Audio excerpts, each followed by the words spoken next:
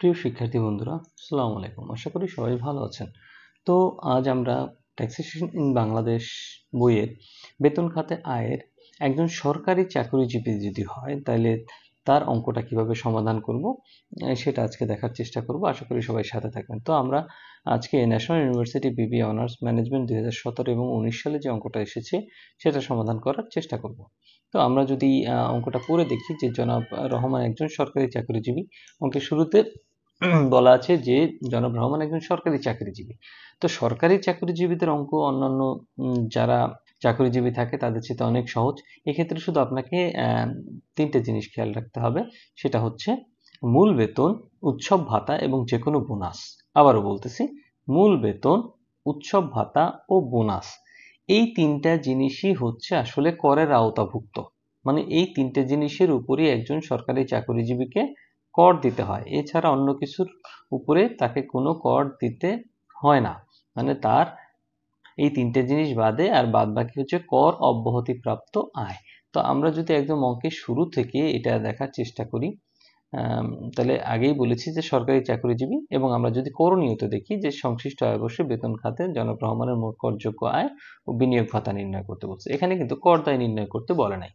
তো আমরা বিনিয়োগ ভাতা পর্যন্ত নির্ণয় করার চেষ্টা করি।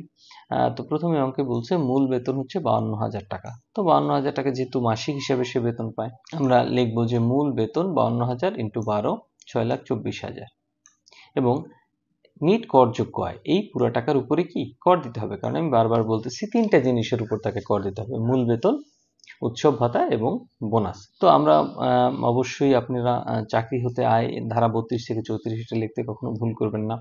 তারপর যদি আমরা দেখে আসি কি দুইটি উৎসব ভাতা। দুইটি উৎসব ভাতা মানে কি, সে হয়তো দুইটা বোনাস পেয়েছে, তাহলে 52,000 গুণ 2, তাহলে আমরা দেখি যে উৎসব বোনাস 52,000 গুণ 2 কত টাকা, 1,04,000 টাকা। এখন এই উৎসব ভাতার উপরেও তাকে কি করতে হবে, কর দিতে হবে, নিট করযোগ্য আয়। তারপর নববর্ষের ভাতা, এক মাসের মূল বেতনের 20%। তাহলে আমরা দেখালাম বৈশাখী ভাতা যেটা বলে নববর্ষের ভাতা, 52,000 গুণ 20%, 10,400, এর উপর কোনো কর দেওয়া লাগে না। এরপর যদি আসি, তাকে বিনা ভাড়ায় একটি সুসজ্জিত বাসস্থান দেওয়া হয়েছে যার বার্ষিক মূল্য হচ্ছে 1,50,000 টাকা। তো আমরা লিখলাম যে বাড়ি ভাড়া ভাতা কত টাকা, 1,50,000 টাকা। এর উপরও তাকে কোনো কর দিতে হবে না, কারণ কর শুধুই তিনটে জিনিসের উপরই দিতে হবে। এরপর যদি 4 নম্বর পড়ি, তাকে একটি গাড়ি দেওয়া হয়েছে যা তিনি অফিস ও ব্যক্তিগত কাজের জন্য ব্যবহার করে থাকেন। তো যাতায়াত ভাতা নিব। যাতায়াত ভাতা কিভাবে নিয়ে আমরা, যে ধরে নিই যে সে 2500 সিসির নিচে গাড়ি, যে গাড়িটা সে ব্যবহার করে তার 2500 সিসির নিচে, এবং 2500 সিসির নিচে হলে প্রতি মাসে 10,000 টাকা করে, 12 মাসে 1,20,000 টাকা। তাহলে এর উপরে কোনো কর দেওয়া লাগবে না। এরপর দেখি চিকিৎসা ভাতা মাসিক কত টাকা, 1500 টাকা। তাহলে 1500 গুণ 12, চিকিৎসা ভাতা 18,000 টাকা। এর উপরও কর দেওয়া লাগবে না, এটাও কর অব্যাহতিপ্রাপ্ত আয়। চলতি বছর তিনি ভ্রমণ ভাতা পান 50,000 টাকা। তো আমরা লিখলাম যে ভ্রমণ ভাতা কত, 50,000 টাকা। এর উপরে তাকে কোনো কর দেওয়া লাগবে না, এটা কর অব্যাহতিপ্রাপ্ত আয়। এখন যদি দেখি যে তিনি সাধারণ প্রভিডেন্ট ফান্ডে মূল বেতনের 10% দান করেন, চলতি আয় বছরে উক্ত হারে সে উক্ত ফান্ড থেকে সুদ পেয়েছে কত টাকা, সুদ পেয়েছে 40,000 টাকা। তাহলে আমরা সেটা লিখলাম যে ভবিষ্যৎ তহবিলের সুদ কত টাকা, 40,000 টাকা, এবং 40,000 টাকা এটাও কর অব্যাহতিপ্রাপ্ত আয়।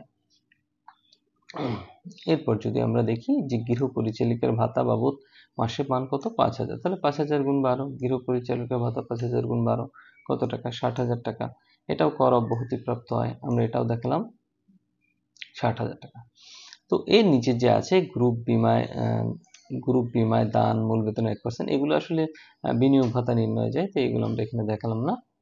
তো এরপর আমরা এই যেগুলো আছে এগুলো যোগ বিয়োগ করলাম। আসলে আমাদের মাথায় দুইটাই ছিল, যে কোনো বোনাস না থাকার কারণে শুধু আমরা মূল বেতন এবং উৎসব ভাতা নিলাম। কত টাকা, 7,28,000 টাকা। এটা হচ্ছে আমাদের মোট আয়।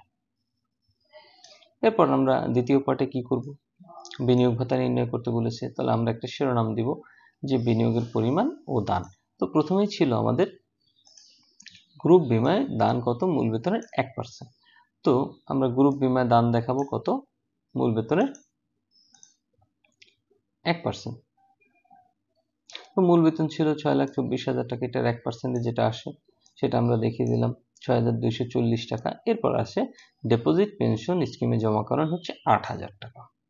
তো আমরা দিব ডিপিএস 8,000 গুণ 12, কত হলো? 96,000 টাকা। কিন্তু ডিপোজিট পেনশন স্কিমে আমাদের সর্বোচ্চ সীমা হচ্ছে 1,20,000 টাকা।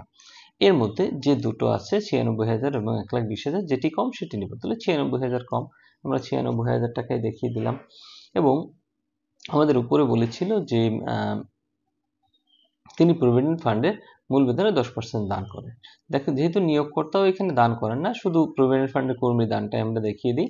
সাধারণ প্রভিডেন্ট ফান্ডের দান 6,24,000 গুণ 10%, 62,400। মোট টাকা হয় 1,64,640 টাকা। এটা হচ্ছে মোট বিনিয়োগের পরিমাণ।